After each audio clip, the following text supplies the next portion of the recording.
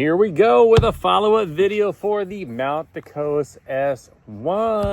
All right, everybody. So as you know, or maybe you do or don't, welcome to the channel. My name is Jason, and on here we talk about running and being busy and how to get the run done. All right, guys. So yeah, I've been going to be spending the summer in Mount the Coast. So pretty much all summer long, S1, P1, R1, T1, and so. Here is the S1.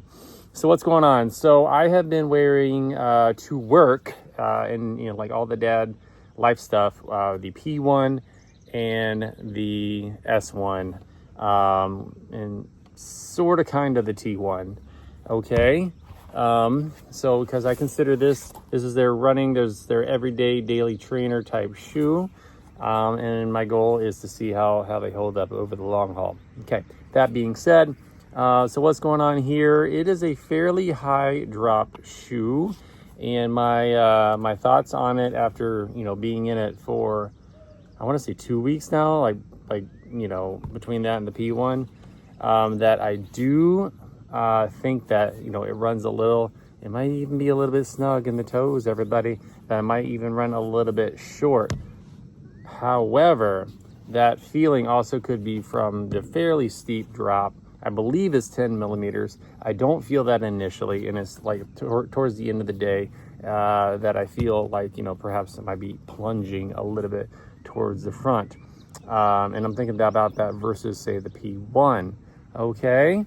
And then number two, I do really enjoy the Zero Sag. This is their material that they have kind of going on from the first toe, and it kind of works its way in and around the toe bones here and gives a lot of support. And like it says, Zero Sag. It really just keeps those foot bones elevated, or from it prevents them from dropping down, which is nice because like as time goes on, as the shoe goes on, and as basically things kind of break down, it's nice to have that reinforcement there to literally hold you up. So I do appreciate that. So what do I do? Typically I stand practically all day long at my job, and that's a mix between really thin carpet and hard surfaces, and then I do see patients, and then whenever I see patients at my work, I will sit down on the little stool, and then I will see patients. And then whenever I'm done doing that, I'll come over and I'll be standing for the rest of the time. That and just walking outdoors. So give you an idea of what we're doing here. Okay. So a lot of compliments on the shoe, guys. So this white has held up really well, actually, despite my best efforts to make it dirty, and it's just not happening. It's just staying nice and clean. The light cell midsole here does have a little bit of creasing, but it's still got a ton of life left in it. Oh, and before I started this test here, there were some miles put in it for running. Okay, and then it's got like a little heel clip. And speaking of running, I do run still in the morning time. I'll use the R1. I've been running in the yard with chores with the T1, and then the P1 S1 I rotate for running as well. So it's still getting some underfoot mileage. So okay. And what I do enjoy about this one as well as the P1 is this. You see this band here that kind of goes towards the arch. It's not super pronounced, like I can't really feel it a ton. And unlike the P1, which has a multi-hole here, this one only has the one as far as I can tell. I think that is just one. Yeah. And it's not nearly as pronounced as it is on the P1. The arch support in here, it doesn't feel quite as much as the P1. So, that's the thing. And like as I'm walking along and as I'm stepping it out, and when I mean stepping it out, I mean like going from like one place to another place, like in the office setting, like I can feel kind of the foot. This is a fairly slick material, so there is a little bit of movement going on there, which is not altogether unpleasant, but it's not desired also. So, and then again, I realize that this is a running shoe, so I'm putting this in the context of non-running, right? Everyday use. But I also feel that there is a place for discussion as far as shoes go for non-running activities, because there's tons of people that wear running shoes for non-running activities such as work, walking, what have you. So that's kind of where we're at with that. Okay. I just like the style. I like the durability. I like what Mount the Coast does in terms of their build quality. It's super high level. They really put some thought and effort into the build quality of their shoes, and it shows. Okay, so there's a lot of like just plush material. Many of the contact points for the S1 have a entry-level polished, entry-level luxurious sensation, and I was very, very deliberate in what I just said there. It's a little bit here around the heel. In fact, the heel, I would say, is the most plush of this shoe. The tongue, it's plush, entry-level plush. The upper, especially versus the P1, this is thin. Like, it's not as thin as the R1. Well, actually it might be, but the R1 just doesn't have a ton of that reinforcement stuff. Here it does, but it's a lot thinner than the P1 for sure. I'm wearing the T1 now, and the T1, that's a different story. That's Kevlar. Anyways, and then you got a fairly stout toe box here, which is nice because it's not really a protection issue per se, like a toe cap in a trail shoe. But what it does is it keeps the material, the shoe itself, from pinching. Like, there is a definitive house for the toes here. And then you got this reflective piece. It's not part of the upper, it's part of the toe cap here.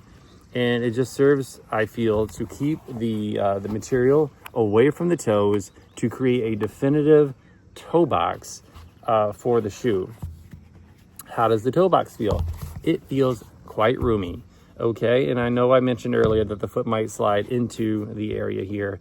But again, that's after like 11 hours of being on foot. So I probably should have led with that. So it's not a big deal. It's a very roomy toe box. The lockdown is nice. I'm not keeping the lockdown like superiorly and supremely tight. That would not be comfortable for being in the shoe all day long. So I'm keeping it kind of loosey goosey. But whenever I do run, I will just tie it up. As you can see, I am not using the runner's loop, because the Mount the Coast shoes minus the T1, it feels like the light cell and just the go flow, and then all the overall geometry and attitude of the shoe. It feels like it will do its best to get you to find your forever pace.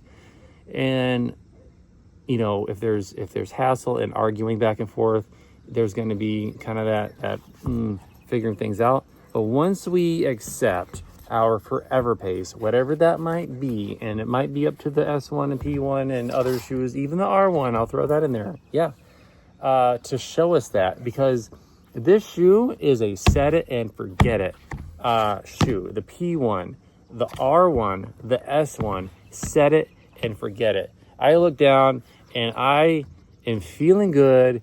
Like, I'm at that conversational pace. Like, I can think, like I can hear, where some shoes or some other activities, you're just going through it and all you're like one track mind. It's like, get this over with. But it's an enjoyable experience. I'm not running fast. For me, I'm in the 10, 11, even 12 minute a mile pace with these shoes. You're just bopping along, just picking those feet up and just enjoying the Tour de neighborhood, the Tour de trail, the Tour de whatever in these shoes. And it's just a really nice experience, Mount the Coast. Really like what you're doing. There's quite a bit of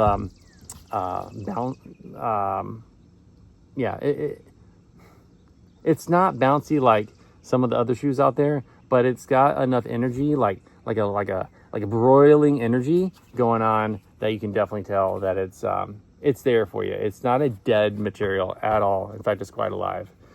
Okie dokie. And so here's the outsole. And just like the P1, I think it's the same material for the outsole. Like, not a lick of breakdown. There's the heel. I'm walking in the shoe now quite a bit, so you would expect the heel to have something going on. Nope. And then the front. Nope. So what is GoFlow? GoFlow is just a geometry of the shoe, of the midsole, and how it functions in terms of its responding to your gait. There's the right shoe. Nope. And nope. Nope, nope, nope. No breakdown. All right, everybody. Well, there we go. There is a follow-up video for the S1, and we will continue to wear the Matico series throughout summer 2025, and I will continue to report. I've got the T1 on right now, and you'll be hearing from me pretty soon about that. But I want to get a video in about the R1 because I got some things to say about that shoe. Okay, hopefully everybody's doing well. Thank you so much. Have a wonderful day. We'll catch you in the next one.